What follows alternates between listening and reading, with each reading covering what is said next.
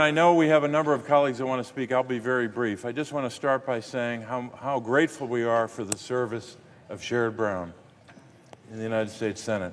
The great work that he's done. He reminded us to make sure that we wore the canary pin, and for me, it has a special significance, even though I haven't been wearing it all these years, but I wanted to wear it today. But it's especially significant because I have ancestors who worked, of course, in the anthracite coal mines. But I think in so many ways it's emblematic of his service, that he never forgot where he came from, never forgot who sent him here, and you heard that throughout his remarks today about the work he's done on behalf of American working men and women and their families. When the history of the labor movement of the United States, if it were ever written, of course it wouldn't be one book, it would be a multi-volume work by some scholar, maybe sometime in the future. But whenever that complete and comprehensive history is written, there will be a significant portion of that history written about the work of Senator Sherrod Brown of Ohio, because no one that I'm aware of that has served in this body has done more for workers in the time he's been in the Senate. Last thing I want to say is what he did, and there's too many to mention here today, but I want to thank him for what he did leading the effort which culminated in 2021, March of 2021, at 5:34 a.m. in the morning, when the first vote was taken on the American Rescue Plan. Among many things that bill did was allowed us to take the child tax credit, an existing tax credit, and turbocharge it for America's children. As he said, 60 million American children, 2 million in Ohio, a little more than 2 million in my home state of Pennsylvania. Would not have happened without his leadership. So with that, Mr. President, I will yield the floor and thank Senator Brown again for his service. Very nice. Mr. President. Senator from Minnesota. Mr. President, as another occupant of the back row, I just want to add my incredible thanks from not just his family, but for Sherrod and what he stood for in this place. We are going to forever miss him. We are going to miss, right, Senator Casey, Chuck looking back at this row and glaring at us because Sherrod was talking. And we're like, it's not us, it's not us.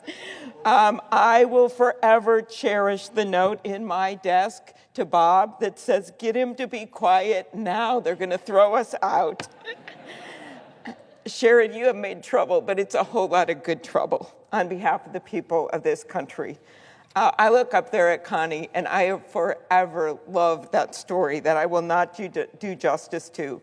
But it's the story of when Connie was in an audience and Sherrod was speaking, and a guy she doesn't know turns to her and says, God, I hate that guy's voice. And she says, yeah?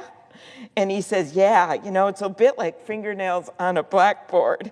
And Connie says, really? You don't like that guy's voice? He says, yeah. And she says, I like his voice. And he says, you like his voice? And she says, yeah. You know when I really like it? She leans into the guy leans in, and Connie goes, I really like it when he wakes me up in the middle of the night and says in that gravelly voice, I love you, baby. Your love of Connie and the two of you together is something that is such a model for all of us here. Her success, your success, is part of this United States Senate story. And that pin you wear, that canary in the coal mine, this is not the last time we're all going to wear it. And for me, it was not just about workers, which is about in its glory, but it is also about what we have to confront in this place, the toxicity of this place sometimes. And that you share it for us. You were that canary in the coal mine. You're the one reminding us why we're really here when some days you just can't believe that people are doing certain things or stopping certain good pieces of legislation for the people of this country. You were that person for us who stood up, not just when the cameras were on, but behind closed doors, reminded your staff to carry on, and they're going to take that torch with them and those pins with them every single place they go. So thank you for giving us that inspiration, Sherrod. Thank you for your work. Mr. President. Senator from New Jersey. First of all, I'm going to come out into the aisle because this is doing the Sherrod, where you get far away from your desk I literally think if the leash was long enough, he would have opened the door and took a couple steps out and come running in and down the aisle. I stand today with a similar start, because it was this moment in the cloakroom when I was a new guy in the Senate that I talked about Tester saying to me very loudly in the cloakroom, "I didn't think I was going to like you when I first got here." And then Sherrod chimed in right away, and if you remember this, Sherrod said, "I didn't think I'd like you either." Now, I didn't care about John Tester because I don't like John Tester, but I really cared that Sherrod Brown would say that at one point he didn't like me. But I knew he liked me when he said it, because when I came to the Senate, he surprised me. He did something I never expected. I had great experiences when I first came here, friendships, colleagues stepping up. I see my chairman here putting me under their arm. But Sherrod did it in a way that really surprised me. He said, "Hey, Corey, I want to work with you on something really important." And I thought all these big issues in the Senate, is it Social Security, is it lowering prescription drug prices? I thought, what are we going to do for America? And Sherrod Brown blew me away. He said, "I want to fight for fair wages for the cafeteria workers that work in the basement of the buildings we work in." Immediately, it floored me. I started working in this place in 2013, and I'll never forget, it was the least diverse place I had ever worked. I came here, and one of the first nights I worked past 10 p.m., I left out of the employee entrance, and I saw the line of employees walking in, and they were mostly black and brown people. When I went in the basement to get something to eat in the cafeteria workers were mostly black and brown folks. They didn't have a senator living in Washington, D.C., but Sherrod was someone who stood up for their dignity. Sherrod, I've been struggling all week because I feel emotional like losing you. And I had this poem that kept coming up over and over again. It's really short, and I know you know it. But I didn't understand why this was the poem, and I want to try to explain it to you. It's a poem by Langston Hughes. It's entitled, "I Too Sing America." I am the darker brother. They send me to eat in the kitchen when company comes, but I laugh and eat well and grow strong, because tomorrow I will be at the table when company comes, and nobody will dare say to me, "Eat in the kitchen then." Besides, they'll see how beautiful I am and be ashamed. I, too, sing America. Sherrod, I have served with you for 11 years. And the thing I love the most about you is you see people. You see the folks that others walk past and don't even affirm their humanity. And you don't just see people, you have shown me time and time again from my first week as a United States Senator, is that you see the folks that are the most important to the very idea of America, the idea that people have sweat for and cried for and bled for. To me, that is the definition of what it means to represent people, all the people. And so I end with this, and it's a moment from American history, because I know you are such a nerd.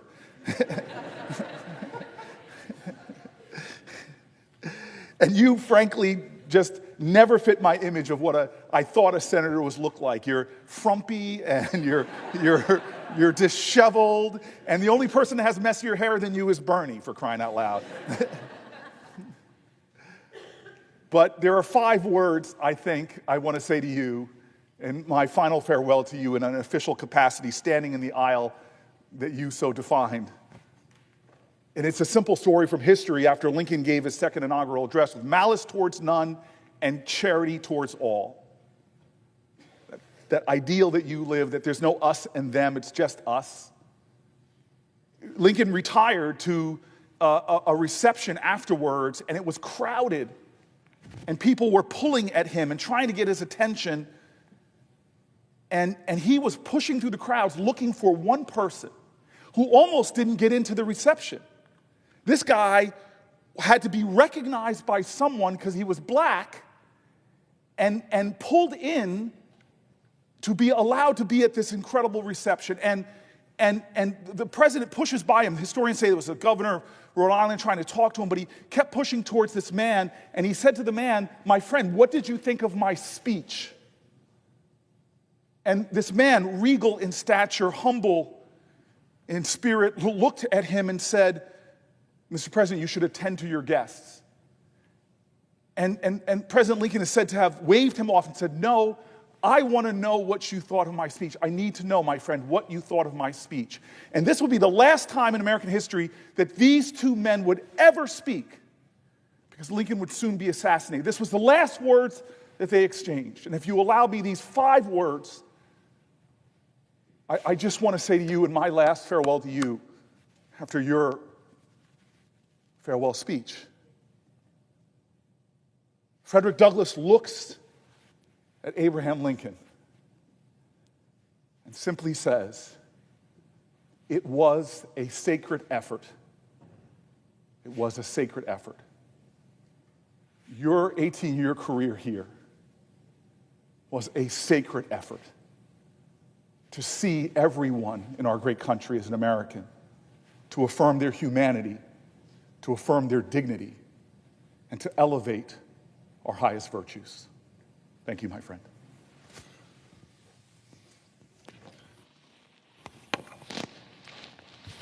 Senator from Illinois. Mr. President, I'm saddened by the comment from Sherrod that this is his farewell speech. As I said to several of my colleagues, we lose so many good ones here. And after we've lost them to retirement or election results, the Senate really has an empty place, and it will in that corner for as long as I'm honored to serve here, the place that was occupied by Sherrod. What makes such a difference in this man? Why is he viewed so differently? Why so many showed up to hear that farewell speech? Well, what I'm about to say, you can say about him and about Connie, his wife. There was a man named Jack Valenti who used to be an advisor to the presidents. And he gave the President Lyndon Johnson a piece of advice. He said, every good speech should include 6 words. Let me tell you a story. Time and again, Sherrod Brown told us a story.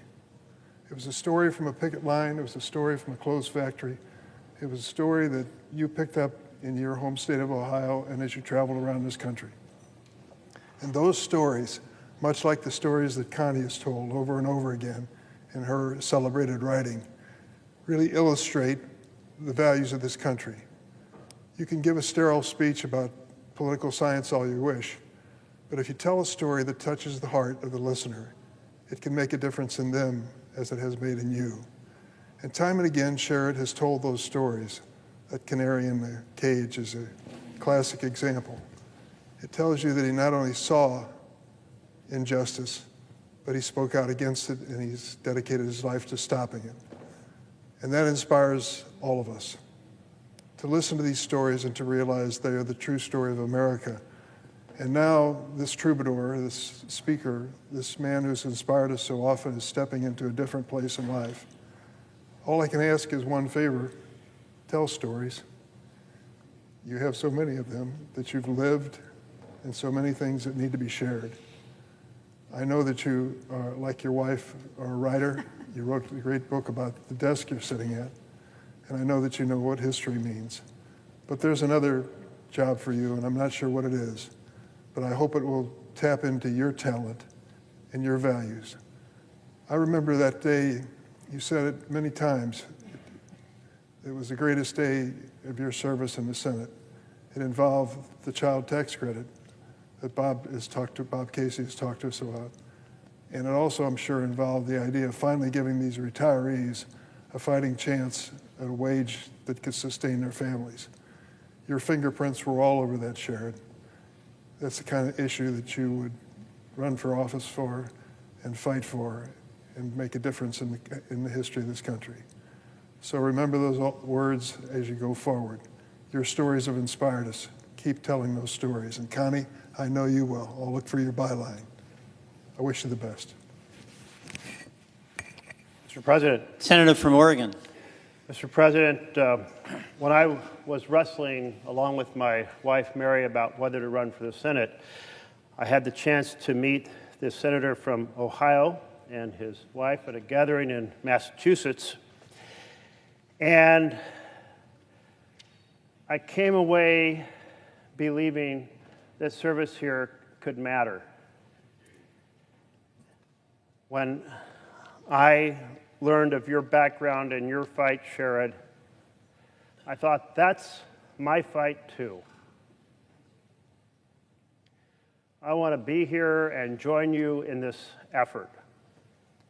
You know, my dad, a mechanic, my mother, a secretary. I don't know how the hell I ended up here on the floor of the Senate, but it's because of believing in the vision of America that you referred to at the close of your speech. And while I can't quote it exactly, it was along the lines of, if you love America, you fight for America's worker, or you fight for the workers who make America function. We are in a system now that is so rigged, with lawyers and lobbyists and dark money, but the antidote is individuals like yourself who say public service matters. Not here to help the rich become richer, the corporations become strong. I'm here to fight for the foundation for every family to thrive on health care, on housing, on education, and a good paying job with an honest day's pay for a fair day's work. I then saw you in action on the banking committee. Now, Elizabeth Warren had this idea for a Consumer Financial Protection Bureau, but she wasn't here in the Senate yet. But on that committee, working on Dodd-Frank, we collectively delivered that and so much more through that process, including taking on the false mortgages, the predatory mortgages that were turning the dream of home ownership into a nightmare. There's probably a dozen powerful factors in there for America's workers. We made a difference in those years. You made a difference, and I was so happy to see you lead the banking committee.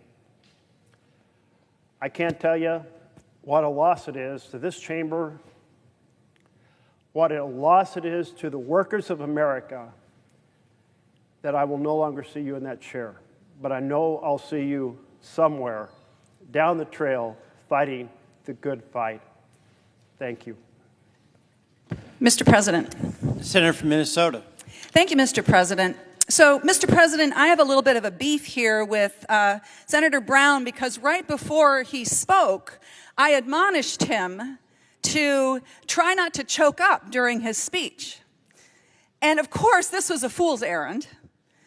It's like asking the sun not to shine, and of course it was highly predictable that would cause him, that gravelly voice of his, to get even more of a catch in his voice is when he was talking about his family and also about his staff, his work family. When the very first time I met Sherrod, I could see that this was a man with a huge heart and tons of energy, and I recognized in you, Sherrod, the Midwest populism that I come from the Minnesota Democratic Farmer Labor Party.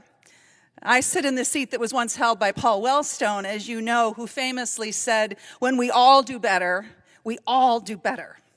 And I know that that has been the guiding light of your service. You know, there are plenty of people here in Washington watching out for the rich people, the powerful people, the big corporations. But you have always been our guide and watching out for everybody else.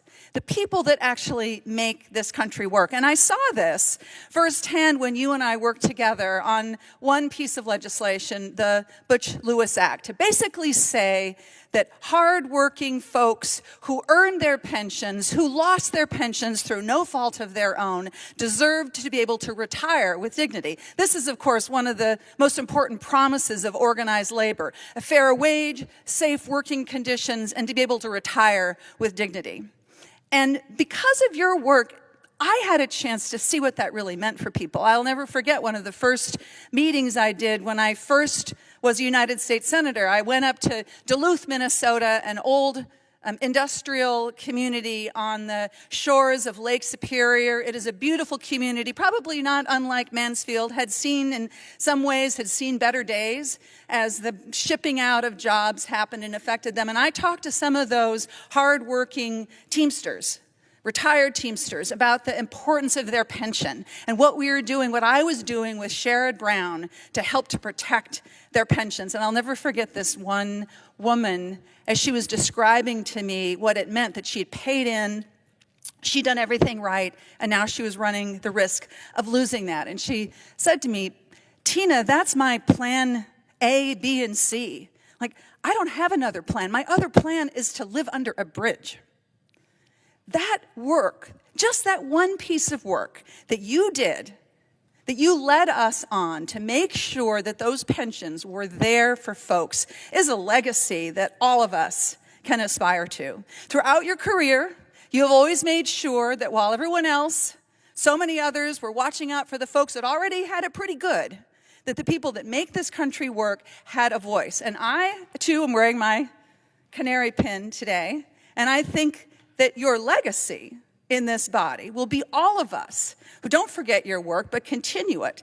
You know, the hope that we can do better, that there's more work ahead of us and that we have the energy for that fight. I mean, hope is an act of will. It is not an article of faith. It takes the will of all of us. And I know that you have inspired in all of us in this chamber, at least many of us, the will to continue to fight with hope and optimism that we will make this country live up to its full promise. I can't wait to see what you do next. As you have famously said, and I'll leave out some of the adjectives, you're not dying here, you're just going on to the next thing. And I know those of us who have heard the story are grateful that on the floor of the Senate I'm only giving it an abbreviated version. I know I'm one of many who love you very much and can't wait to see what you do next. Mr. President.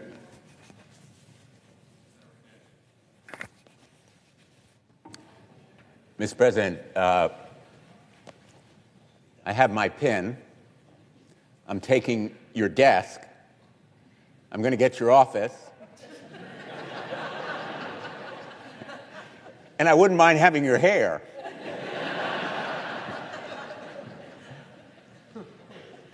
And your eloquence.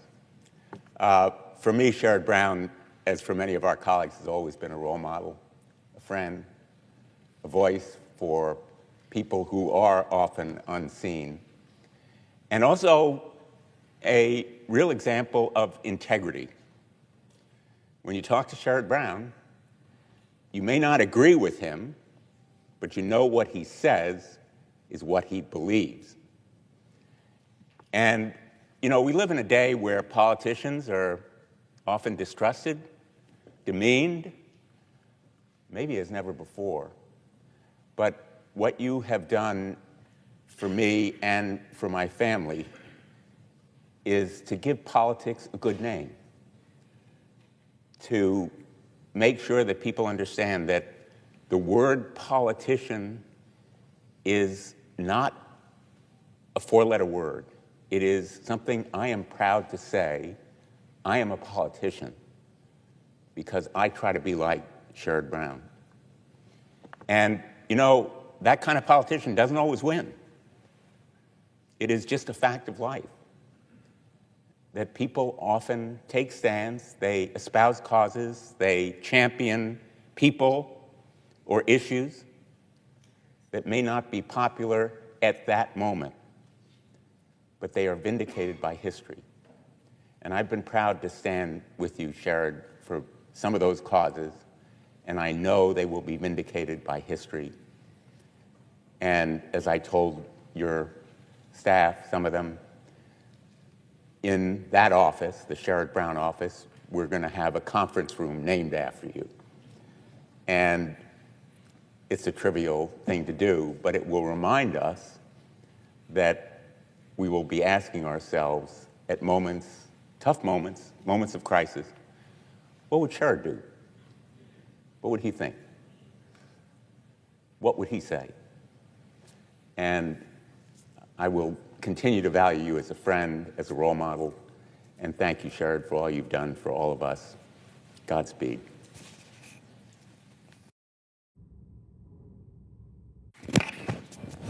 Mr. President. Senator from Colorado. Thank you, Mr. President. I want to be brief, but I would like to briefly say something that might be an odd thing for the senator from Colorado to say, which is how grateful I am to the people of Ohio for sending Sherrod Brown to the United States Senate for all these years, and how much I wish that you had sent him back one more time. And I say that in part because I once lived in Ohio and was a young person there learning something about politics in the late 80s and early 90s. Sherrod Brown was my Secretary of State. He was the same person then that he is today, I think, in all the important ways, and a progressive voice for the people of Ohio. It was an amazing thing for me to come to this place and meet Sherrod as a fellow senator, and to sit in that chair and preside while Sherrod stood in his, I don't remember when that was, when it would have been. Barack Obama probably was early days of his presidency, and listened to the names of cities and towns all across Ohio ricochet around the marble chamber that we're in with such joy, because I'd been in those places myself, and I can remember something about him, to hear him fight against the characterization by outsiders of the place he lived and the place he grew up as the Rust Bowl of the United States instead of the industrial heartland of the United States, for him to remind people in this chamber of the important, as he was describing today, the critical contribution that working people make to this nation every day, all day, over many years, whether living in the industrial heartland or anywhere else in America. Because for Sherrod, workers in every state in this country count and matter. But I want to just say thank you on behalf of the children that I used to work for in the Denver Public Schools. I was the superintendent when my friend Cory Booker was the mayor of Newark. We worked together in those days, and we've had the chance to work together here. And there are many times that I've been on this floor, Senator Brown, when I've worried about whether the children that I used to work for in Denver, who were mostly kids of color, mostly kids living in poverty, whether anybody here had their interests at heart, or whether anybody here could even see them, or whether we'd actually become really comfortable in a sense that we were treating our kids like they were someone else's kids, not even the country's kids. And more than anybody else in this place, you have lifted their voices. You have seen the kids that I represented or worked for in the Denver Public Schools, the work, the chance for you and Bob and Cory and I to work together on the child tax credit, which went to 90% of America's kids, cut the child poverty in half, is a symbol to all of us, I think, of what's possible if we dedicate ourselves to the idea that this country has to live up to its aspirations. And that is something that you never have let us forget. I know you've talked about it over and over again, how one of the happiest days of your time in the Senate was the day that we passed that bill, and Bob mentioned that. I'll say for a lot of us that are here today, this is one of the saddest days in the Senate, because the contribution that you have made here is one that is so unique and so singular and it is entirely unfinished. I don't feel sorry for you, but I feel sorry for the rest of us. And I know we're counting on you to make sure that you continue to fight the fight that you've been fighting from the day you arrived here, the day that you were Secretary of State all those years ago in Ohio, for the rest of your life. Thanks, Sherrod, for your leadership and your friendship and for everything you've done for the American people. I yield the floor.